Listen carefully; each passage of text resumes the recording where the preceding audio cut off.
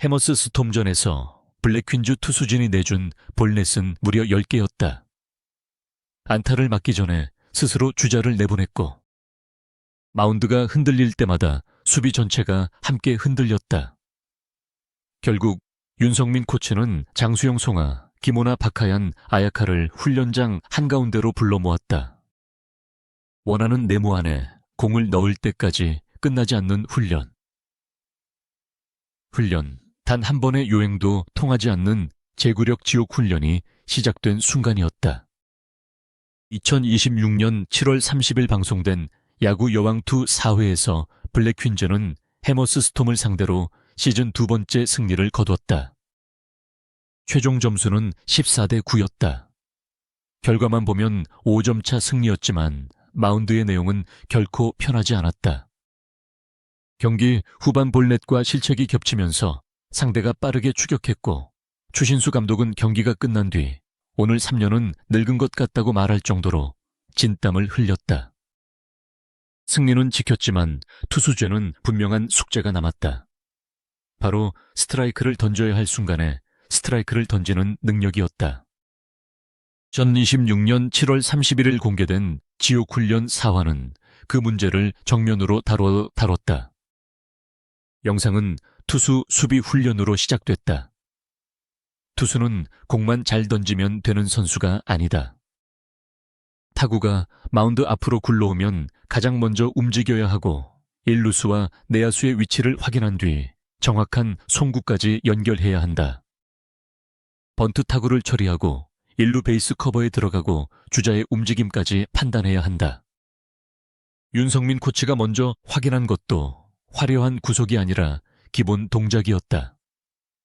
그러나 진짜 긴장감은 해머스 스톰전 복귀에서 시작됐다. 경기에서 나온 볼넷 10개라는 숫자는 단순한 기록이 아니었다. 볼넷 하나는 공 하나가 빠진 결과가 아니다. 타자와 승부하는 과정에서 투수가 자신의 기준점을 잃었다는 신호다. 초구가 빠지고 다음 공을 가운데에 넣으려다 다시 힘이 들어가고 결국 카운트가 불리해진다. 그렇게 풀카운트까지 가면 투수는 타자를 잡는 공이 아니라 볼넷을 피하기 위한 공을 던지게 된다. 윤성민이 고치려 한 것은 손끝 하나가 아니라 이 악순환 전체였다. 투수조가 전원 집합한 뒤 공개된 훈련 방식은 단순했지만 잔인했다. 정해진 네모 안으로 공을 던진다. 성공하면 다음 단계로 넘어가고 실패하면 다시 던진다. 말로 들으면 쉬워 보이지만 이미 여러 차례 공을 던진 상태에서는 이야기가 달라진다. 어깨가 무거워지고 하체가 늦게 따라오고 릴리스 포인트가 조금씩 변한다. 첫 번째 공이 빗나가면 두 번째 공부터는 목표가 아니라 실패가 보이기 시작한다. 투수가 가장 두려워하는 순간은 공을 던지기 전부터 어디로 갈지 확신할 수 없는 순간이다. 이대형 코치는 네모 안에 넣는 것이 그렇게 어렵냐는 반응을 보였다. 하지만 그 한마디는 투수들에게 더 큰 압박이 됐다. 타자는 한 번의 스윙으로 분위기를 바꿀 수 있지만 투수는 공 하나마다 결과를 책임져야 한다. 네모는 가만히 있었지만 선수들의 마음속 스트라이크 존은 계속 흔들렸다. 윤성민 코치는 그 흔들림이 멈출 때까지 공을 던지게 했다. 힘을 빼라는 말만 반복하지 않았다. 디딤발의 방향, 중심 이동팔이 나오는 높이 공을 놓는 순간까지 세밀하게 확인했다. 가장 먼저 주목할 선수는 시즌 1의 1선발 장수영이었다. 장수영은 해머스 스톰전에서 선발로 나섰지만 제구가 흔들리면서 연속 볼넷을 허용했고 2회 초에 마운드를 내려왔다. 본인도 공 하나가 빠지기 시작하면 계속 빠지고 왜 제구가 되지 않는지 이유를 모르겠다고 털어놨다. 이 말은 현재 장수영의 문제를 정확히 보여줬다. 기술적인 실수보다 더 큰 문제는 실패 이후 자신이 무엇을 바꿔야 하는지 찾지 못한다는 것이었다. 윤성민 코치는 장수영에게 볼넷 자체보다 볼넷을 주는 과정이 중요하다고 강조했다. 투수가 볼넷을 단 한 개도 주지 않을 수는 없다. 그러나 자신의 공을 전력으로 던진 뒤 나온 볼넷과 실패가 두려워 팔을 제대로 휘두르지 못한 채 내준 볼넷은 전혀 다르다. 그래서 장수영에게 필요한 것은 조심스러운 투구가 아니라 끝까지 자신의 동작을 믿는 연습이었다. 훈련이 진행되자 장수영의 공에는 다시 힘이 붙기 시작했고 추신수 감독도 공이 왜 이렇게 빨라졌냐며 변화를 알아봤다. 송가의 변화도 중요한 관전 포인트였다. 시즌 1에서 송가는 3이닝 동안 볼넷 12개를 기록할 정도로 제구에 어려움을 겪었다. 뛰어난 타격 능력 때문에 중심 타자로 먼저 주목받았지만 마운드에서는 공이 방향이 일정하지 않았다. 그러나 비시즌 동안 약 한 달 반을 집중적으로 훈련하면서 상황이 달라졌다. 최고 구속은 이전보다 약 10km 빨라졌고 평균 구속도 약 5km 상승했다. 단순히 빠르게 던진 것이 아니라 빠른 공을 스트라이크 존 근처에 반복해서 넣을 수 있게 됐다는 점이 더 중요했다. 실전에서 손가는 그 성장을 결과로 보여줬다. 해머스 스톰전에서 네 번째 투수로 등판해 2와 3분의 1이닝을 책임졌고 타석에서는 4타수 2안타 2홈런 6타점을 기록했다. 이날 최우수 선수도 송가였다. 하지만 지옥 제구 훈련에서 윤성민이 본 것은 홈런 2개가 아니었다. 경기 후반 체력이 떨어진 상황에서도 원하는 코스로 공을 보낼 수 있는지, 타자를 잡아야 하는 순간에 볼넷을 피하지 않고 정면 승부할 수 있는지가 핵심이었다. 주장 김오나에게도 제구는 피할 수 없는 과제였다. 김오나는 해머스 스톰전 마지막 투수로 급하게 마운드에 올랐고 제구에 어려움을 겪으며 볼넷을 내줬다. 수비 실책까지 이어지면서 점수차는 14대 9까지 좁혀졌다. 그러나 마지막 타자를 3번의 공으로 삼진 처리하며 경기를 끝냈다. 이 장면은 김오나의 장점과 약점을 동시에 보여줬다. 위기에서 타자를 압도할 힘은 있지만 그 힘을 매번 같은 위치에 전달하는 안정성은 더 필요했다. 김오나의 구속은 비시즌 훈련에서 시속 107km 부근까지 올라왔다. 구속만 놓고 보면 블랙 퀸즈 마운드의 강력한 카드다.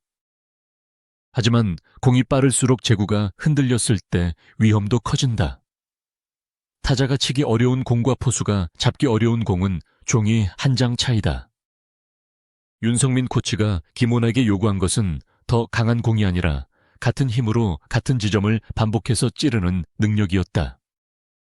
지옥훈련의 네모는 김오나가 마무리 투수로 자리 잡을 수 있는지를 가르는 시험대였다. 박하야는 핸드볼 선수 출신답게 강한 어깨와 빠른 습득력을 갖고 있었다. 시즌2에서는 1루수에서 우익수로 영역을 넓혔고 투수 가능성까지 시험받았다. 박하야안의 장점은 새로운 동작을 빠르게 이해한다는 점이다. 그러나 투구는 한두 번 좋은 공을 던지는 것으로 끝나지 않는다. 같은 발 위치에서 같은 리듬으로 수십 개의 공을 반복해야 한다. 박하얀이 지옥훈련에서 넘어야 할 벽은 힘이 아니라 재현성이었다. 첫 공과 20번째 공이 같은 궤적으로 들어가야 실전에서 믿고 맡길 수 있다. 아야카는 소프트볼 경험을 가진 올라운더다. 투수에 대한 욕심도 꾸준히 드러냈지만 쪽에 고질적인 불편함 때문에 마음껏 공을 던지기 어려운 시기가 있었다. 몸 상태가 회복된 뒤에는 공을 밀어놓는 동작에서 벗어나 손끝으로 눌러 던지는 힘이 살아나기 시작했다. 날카로운 유인구로 헛스윙 삼진을 잡아낼 수 있다는 것은 이미 보여줬다. 다만 유인구가 효과를 내려면 먼저 스트라이크를 넣어 유리한 카운트를 만들어야 한다. 아야카에게도 결국 출발점은 제구였다. 훈련 중간에 진행된 팀 드래프트는 분위기를 바꾸는 장치처럼 보였지만 실제로는 경쟁을 더 선명하게 만들었다. 누구와 한 팀이 되는지, 누가 먼저 선택되는지, 누가 결정적인 순간에 공을 던지는지에 따라 선수들의 자존심이 움직였다. 혼자 던질 때는 자신의 실패로 끝나지만 팀 대결이 되면 한 번의 실투가 동료의 결과까지 바꾼다. 윤성민과 이대형 코치는 이 구조를 이용해 실전과 비슷한 압박을 만들었다. 이 훈련이 지옥으로 불린 진짜 이유는 체력 소모만이 아니었다. 선수들은 실패할 때마다 자신의 약점을 모든 동료 앞에서 확인해야 했다. 목표보다 높게 빠지는지, 바깥쪽으로 밀리는지, 힘이 들어가 땅에 꽂히는지가 그대로 드러났다. 그리고 성공할 때까지 다시 던져야 했다. 투수가 마운드에서 도망칠 수 없는 것처럼 훈련에서도 실패를 피할 수 없게 만든 것이다. 블랙 퀸즈는 국내 50번째 여자 야구단으로 출발했고 시즌2의 목표는 단순한 성장서사가 아니다. 시즌 승률 6할이라는 분명한 기준이 걸려 있다. 이 목표를 달성하려면 강한 타선만으로는 부족하다. 매 경기 볼넷을 10개씩 내주고도 계속 이길 수는 없다. 수비가 아무리 좋아도 공이 스트라이크 존을 통과하지 않으면 아웃 카운트를 만들 기회조차 줄어든다. 결국 팀의 승률을 바꾸는 가장 빠른 방법은 투수조가 공짜 출루를 줄이는 것이다. 장수영에게는 에이스 자리를 지켜야 한다는 압박이 있다. 송하에게는 타자와 투수를 동시에 해내야 하는 부담이 있다. 김호나에게는 주장이자 마무리 투수로 경기를 끝내야 한다는 책임이 있다. 박하얀과 아야카에게는 기존 역할을 넘어 새로운 투수 자원으로 인정받아야 하는 과제가 있다. 다섯 선수는 같은 네모를 향해 공을 던졌지만 각자가 싸우고 있는 상대는 달랐다. 윤성민 코치가 원한 답은 누가 가장 빠른 공을 던지느냐가 아니었다. 실패한 다음 공을 스트라이크로 만들 수 있는 선수가 누구인지였다. 경기에서는 완벽한 투구폼보다 위기 뒤에 한 공이 더 중요하다. 볼 3개를 연속으로 던진 뒤에도 가운데로 밀어넣지 않고 자신의 코스에 공을 꽂을 수 있어야 한다. 주자가 쌓이고 벤치가 술렁일 때도 포수의 미트만 볼 수 있어야 한다. 지옥훈련은 바로 그 한 공을 만들기 위한 과정이었다. 해머스 스톰전 10볼 넷은 블랙 퀸즈에 경고를 남겼다. 하지만 동시에 투수진을 바꿀 명확한 출발점도 만들었다. 장수영이 흔들림을 끊어낼 수 있는가? 송가가 이 홈런의 주인공을 넘어 믿을 수 있는 선발로 성장할 수 있는가? 김호나가 시속 8km의 공을 원하는 곳에 반복해서 던질 수 있는가? 박하얀과 아야카가 새로운 선택지를 제공할 수 있는가? 이 질문의 답은 화려한 경기 장면이 아니라 아무도 박수치지 않는 훈련장에서 던진 수십 개의 공 속에 있었다. 네모 안에 공을 넣는 단순한 훈련이 블랙 퀸즈의 시즌을 바꿀 수도 있다. 볼넷 하나를 줄이면 위기 한 번이 사라진다. 위기 한 번이 사라지면 수비 실책의 가능성도 줄어든다. 그리고 그렇게 지킨 한 점이 승률 6할을 결정할 수 있다. 투수조 전원이 모인 이유는 누군가를 벌주기 위해서가 아니었다. 시즌2의 마운드를 다시 설계하기 위해서였다. 이제 남은 것은 단 하나다. 지옥훈련에서 만든 제구력이 실제 경기의 가장 위험한 순간에도 그대로 재현될 수 있느냐는 것이다.